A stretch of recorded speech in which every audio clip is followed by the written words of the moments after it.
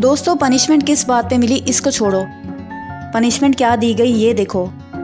जैसे ड्रामों और फिल्मों में हम अक्सर थप्पड़, डांट और फनी पनिशमेंट्स देखते हैं, उन्हीं सज़ाओं में से एक ऐसी ही सज़ा है जो मिलते ही बंदी के मुंह से आउच निकल जाता है।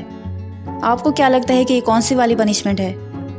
जी हाँ, बिल्कुल सही समझ में आया। इसको कहते हैं ईयर पुलिंग। तो चलिए स्टार्ट करते हैं ऐसे ही ज़बरदस्त सीन्स।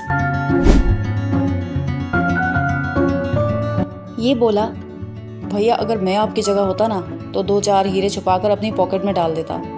कहा, इसीलिए तेरे लिए ये डिपार्टमेंट मैंने नहीं सोचा। पता नहीं तू डॉक्टर बन के भी क्या करेगा। पैसों का लालच देखकर तो लगता है कि किसी गरीब को तू दवाई तक नहीं देगा। बोला, पिताजी ने महान बनकर क्या कर लिया? हमारी माँ बिना इलाज के ही मर गई। तुम्हारी सच्चाई और ईमानदारी किस काम की? बोला, ये जो लाखों लोगों ने देश की आज़ादी के लिए अपनी जानें दी, कितने जवान शहीद हो गए, क्या उनके माँ बाप को कुर्सियाँ मिल गईं? कान खींचा और मज़ीद कहा, हमें क्या मिला? हमें आज़ादी का तोहफा मिला जो सबसे बड़ा है।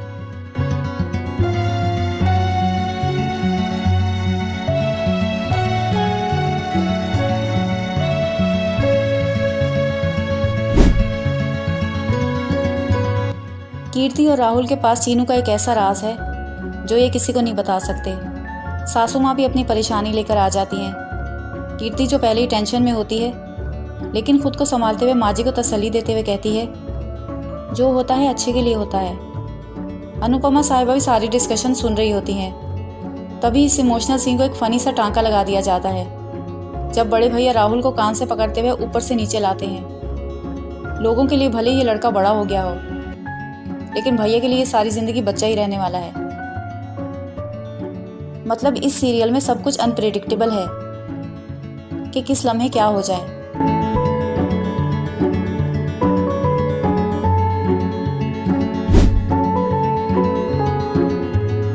ये लड़का कुछ ज़्यादा ही घमंडी है। कभी लड़की के हाथ की लिखी हुई चिट्ठी उसी को पकड़ाकर गुलाब का फूल भी उसके मुंह पर मारकर कह देता है कि चल निकल। कभी राह चलते हुए टकरा जाए तो कहता है, दिख तो नहीं क्या रे?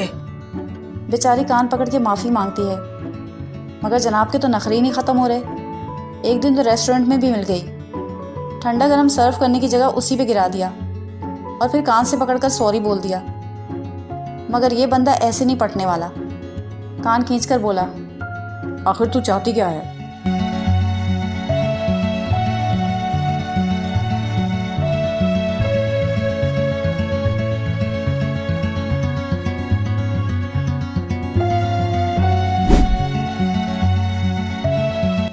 इसने कहा, साहिल के सामने कितनी एक्टिंग करनी होगी?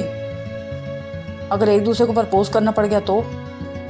हीरोइन ने तुरंत एक्टिंग मोड ऑन करते हुए कहा, I love you Amar. Hero बस आ तक ही पहुंच पाया कि ये गुस्से से बोली, क्या ए लगा लिया है? एक्टिंग भी नहीं करनी आती। ज़बान चलाकर बोला, तुम तो जैसे एक्टिंग स्कूल से डिग्रियां लेकर आई हो ना। ये बोली, बकवास बंद करो और मुद्दे पे आओ कि साहिल के सामने 7 दिन तक कैसे एक्टिंग करेंगे, जहां हम एक दूसरे को 1 मिनट नहीं बर्दाश्त कर पाते। ये शर्मा कर बोला, जब इतने दिन बर्दाश्त किया है तो 7 दिन और कर लेंगे। कान खींचकर बोली, ज़्यादा रोमांटिक बनने की ज़रूरत नहीं, मैं खुद देख लूँगी। बच्ची तुम बेवजह क्यों सोच रही हो?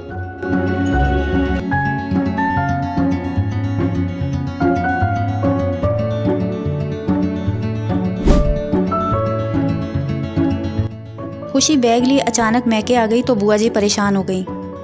कहा, अरे नंद किशोर तुम यहाँ?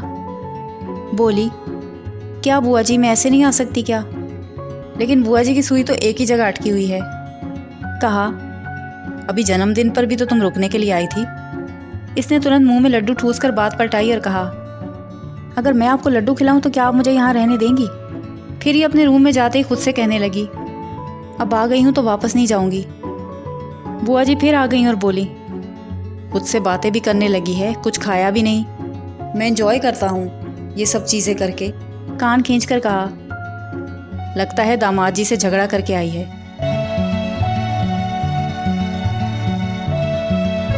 मेरी मौसी कान खींचती थी।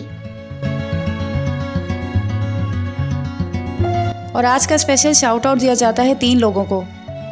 पिकाचू को, जिन्होंने मुर्गा पनिशमेंट सीन्स की रिक्वेस्ट की थी। नविया सोनी को, जिन्होंने ईयर पुलिंग सीन्स की रिक्वेस्ट की थी।